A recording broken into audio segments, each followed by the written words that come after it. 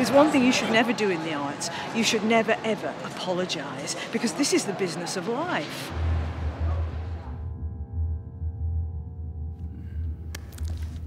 Concise. I'll be concise. I think trying to think about what's the role of art inside our social structures, for me, it's to do with moving people. And I think the most important movement that art can create is actually something to do about the mental, something to do about the way we perceive reality. And I think art is about opening, asking, widening, stretching the way we are perceiving a certain reality.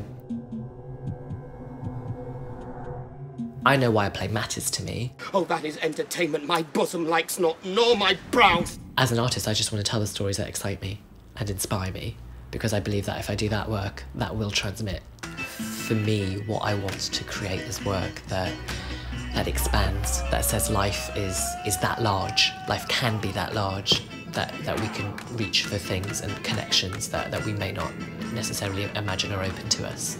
Because art's one of the few places where people can still go, whether it's theatre, pictures, music, books, whatever it is, to find something that validates, nourishes, encourages and stimulates the inner life.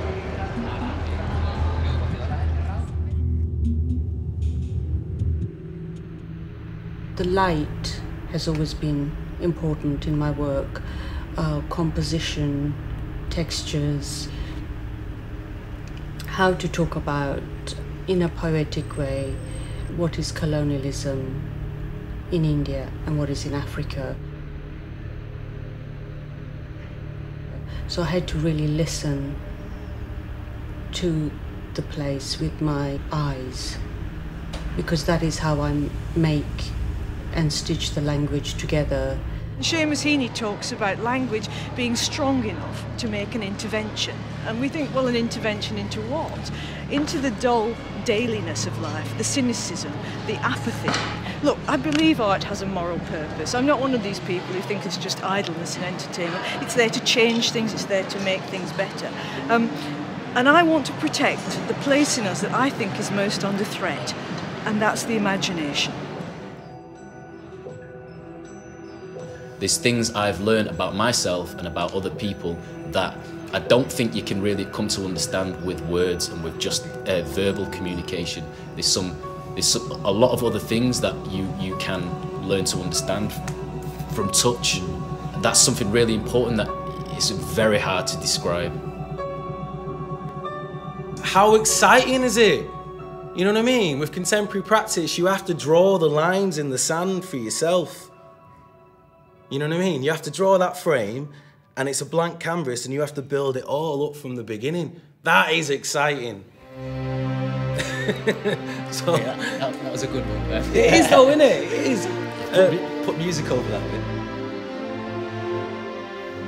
The phenomenon of the orchestra, of the classical music, especially nowadays, is phenomenon of community. And you feel that you work for a community, here in Liverpool, all around the globe also. And you feel this embrace from community who really want you to do so. And it's an endless process of improving yourself, improving the people around you, and improving the world.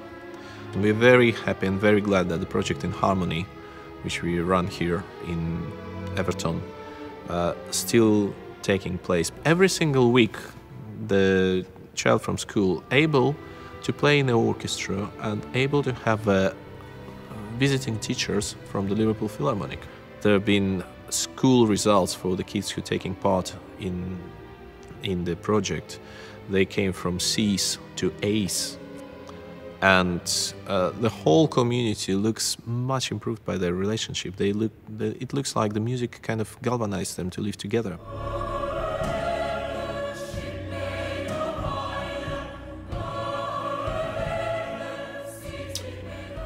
I think the chief thing that matters is to not regard the arts as any kind of luxury item. They're the glue that holds us together in a supportive and humane way.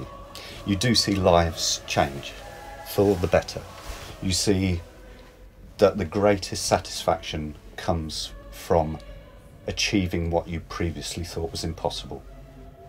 And you see scared, wide-eyed volunteers who come in on day 1, and by day 10 or day 5 or day 50, however long you work with them, you see people shine and glow and are happier and funnier and more switched on. Out of this total mess and sort of mud and dirt and chaos comes this amazing thing. This butterfly comes out of this chrysalis. As an architect, you can never determine the way in which people are going to use your building. You know, ultimately, it's their freedom to play with it the way they want. And I love that. I think of architecture as a provocation, in a way, to people to be naughty, you know, to do things with it, which you couldn't possibly predict.